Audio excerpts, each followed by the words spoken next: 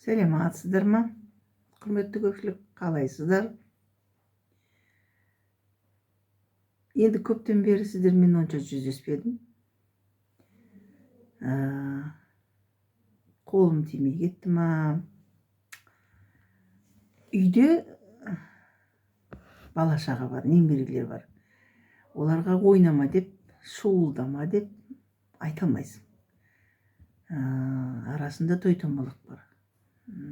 Жуалы жерінде ауылда түсіруші едім. Сіздермен жүздесетін видеороликтерді. О жақта күн суық. Үй жылымайды. Енді сол себептен амал жоқ, жұмысымда бір кішкентай қуықтай кабинеттің шетінде сіздермен бір нәрсені ойласу жайлы видео түсіріп отырмын. Ол неден шыққан нәрсе деген сұрақ туады. Біздің Жамбыл облысының әкімі, қазіргі кездегі әкімі Ербол Қарашүкеев мырзаның өзінің интернеттегі қай парақша екенін білмедім. TikTok емес, бірақ Instagram-ау деймін. Сол жерде халықпен ақылдасқан бір шаруасы болды. Ербол Қарашүкеевтің әкім болғанына бір жылдар шамасы болып қалды. Есте қалатындай, кәдімгі қаланың Тараздың әкімінің жаніне ертіп алып, таңғазымен қаланы аралап, барлық болатын, болмайтын сын ескертпелерді қасында жүріп аралап, біраз нәрсені істеді. Оңды жұмыстар болып жатыр деп ойлаймын. Негізде Таразда бізде 3-4 жыл сайын әкім ауысады ғой. Шыны керек. Әкім емес, біздің денсаулық министрлері сияқты ғой, 2 жыл сайын ауысып отырады. Бірінің реформасын бірі ары қарай алып кете алмайды. Біреу былай өзгереді, былай өзгереді. Сөйтіп жүріп, міне 40 жыл жұмыс істеп, итшілеп, зейнет жасына да жетіп қалдым. Аз-маз қалды. 2-3 ай. Бірін айтып, біріне кетіп қалдым ба. 3-4 жыл сайын ауысатын әкімдер жайлы болған ғой. Менің есімде қалғаны, ес білгелі, енді көп қой, бұрынғы Совет үкіметі кезіндегі әкімдерді білмеймін. Мұндағы есімде қалғаны Өмірбек Байгелдиев болды, облысымызда әкім. Бөрібай Жексенбин болды. Амалбек Шанов болды. Серік Үмбетов болды, Қанат Бозымбаев болды, Абылай Мырзахметов деген кісі болды. Сосын кім болды? Нұржан Нұржігітов болды. Кәрім кім еді? Жауапқа тартылып жатқан аты есіме түспей отыр арасында. Ең соңғысы қазіргісі сол осы Ербол Қарашүкеев. Ол кісі былай деді. Облысқа еңбегі сіңген алқалы кәдімгі абыройы, авторитеті бар ақсақалдар жинап алып, Тараз жерінде, Жамбыл жерінде той-томалақты азайтсақ, сол қалай болар еді деген ой ғой. Себебі халықтың бәрі той жасағыш болып кетті. Той жасайтындай әмиянымыз қампиып, қалтамызға ақша симай жатқан жоқ. Қарапайым бюджетникпін мысалы мен. Балалардың үйлену тойын жасадық. Қазіргі кезде сол үйлену тойын қана қалдырайық дегендей пікір қалдырды ғой. Көп ысырапшылыққа бармайтындай, ауыртпашылық артпайтындай, 50 адам ары кетсе 100 адамнан аспайтындай ғана той жасайық деген ой тастады. Сол ойы сіздерді қайдан маған ұнады. Неге? Шыны керек, қазақпыз, оңтүстіктің өңірінің адамдарымыз, туған, туыс, бауыр, бөле, жекжат, нағашы, жұрат, құда. В общем, көп қой, білесіздер ғой.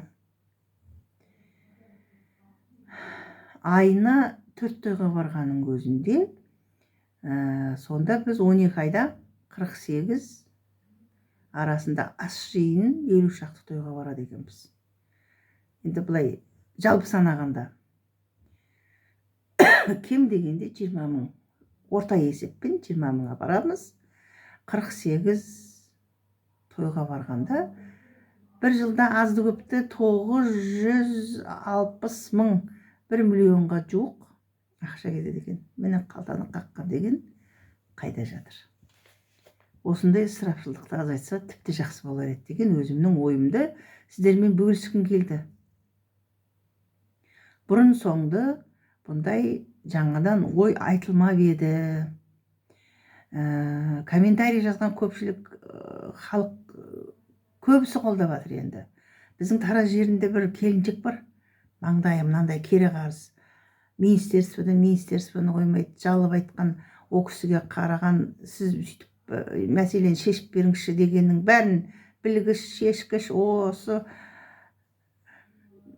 Астанадан шықпайды. Арыз қой, сондай ау деп ойлаймын өзім. Жиі шығады Инстаграмға. Сол кісіні ғана көрдім, қарсы пікір білдірген. Ой, қояқ қойыңдаршы осы тойды. Жұрттар бәрібір істеген. Ковид кезінде, пандемия кезінде де тығылып той жасаған қазақ жасай береді дейді да. Жасаса жасаған шығар. Қазаннан қақпақ кетсе, иттен ұят кетеді деп, әй демесе, әй дейтін әже, қой дейтін қожа жоқ болғаннан кейін жасап атқан шығар. Бізде мынандай жерімізде ой тұрады ғой, шыны керек. Мен берген, тойға берген ақшамды жинап алсам деген пайда күнемшілік тұрады халықтың көкейінде. Соны енді халықтың көбісі оң пікір білдіріп қолдап жатыр негізі. Мен дұрыс ойлаймын, дұрыс айтасыз, ысырапшылдыққа жол бермеу керек, азайту керек, тек қана балалардың үйлену тойды ғана жасау керек дегендей пікір білдіріп жатыр. Бүкіл Қазақстан түкпірінен. Бізде де сондай болса деп, кейбіреулер әжептәуір оралымды ой түсіретіндей ойлар айтып жатыр, ойға келетіндей. Егер президент қолдаса, халық қолдаса, жарлықпен, кәдімгі бұйрықпен, приказбен берсе, әрине халық азайтар ма еді. Кредит алып той жасап жатқан халық аз емес, бар, оны білесіздер, өзіміз де сөйттік. Көбейіп кетті ғой шынында да. 30 жас, 40 жас, 50 жас, 60 жас, 70, 80 жас. Көп.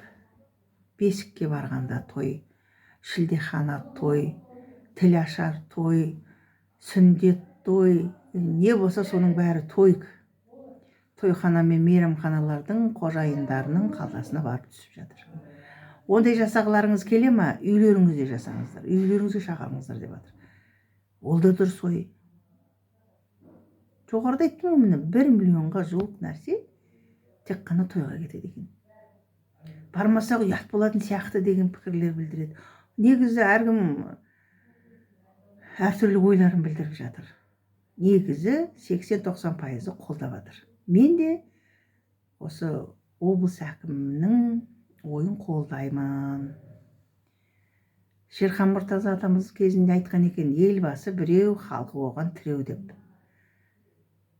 Енді елбасы болғаннан кейін мен орнында сол әкім әзірше біреу, біз оған тіреу болайық деген ой ғой.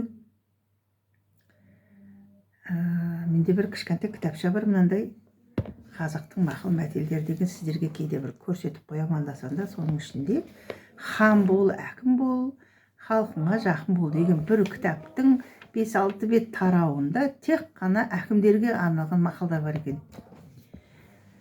Соны сіздермен бөліссем, ой тастайтындай. Кілемге бергісіз алаша бар, ханға бергісіз қараша бар дейді. Қараша деген мына біз, қарапайым халық, қарапайым бюджетник біз. Соған байланысты айтылған мақал ғой. Ал енді әкім туралы айтатын болсақ, көреген басшы елді өсіреді, қанды қырғын ерді өсіреді дейді. Қара қайсы, хан қайсы, елді ойлаған жан қайсы деген екен. Бұны да біз ойлап тапқан жоқпыз, бұрыннан келеткен халықтан шыққан мақалдар. Қараның тірегі малы, ханның тірегі халқы дейді. Халықты ойласа екен, халықты бүйтсе екен, сөйтсе екен деген ойымыз бар. бұрын ойымызды ашық айта алмайтынбыз, оны білесіздер ғой. Сын ескертпе деп айтқан осы екен деп аузына келгенді айтып әр нәрсені шатты пұты қыла беруден аулақпын.